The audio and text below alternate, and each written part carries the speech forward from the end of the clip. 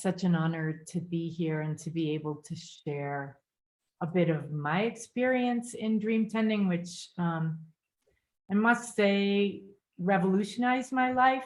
And what's really kind of hanging with me now from what Steve just shared is that animation piece. And when I think of animation, I think make animal, and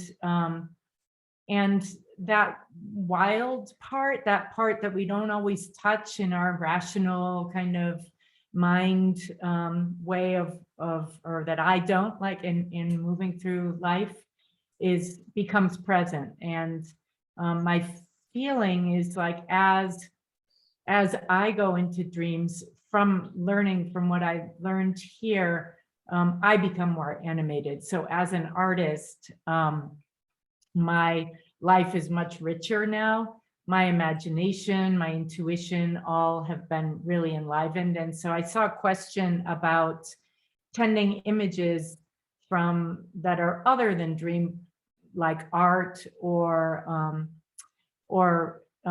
meditation images. And yes, to all of that. It's all of those are born from the same place where dreams come from and are always present. And so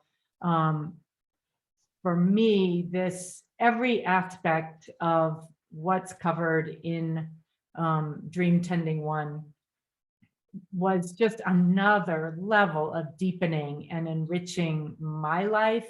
And particularly during these times where like in the collective, we're all challenged across the board in whatever ways we are, having the dream scape front and center to help me navigate those challenges has been invaluable, really, and changed my relationship to the natural world, to art, and I could go on, and to other people. So if any of that speaks to you, I highly recommend considering joining, because it's quite a rich, deep experience.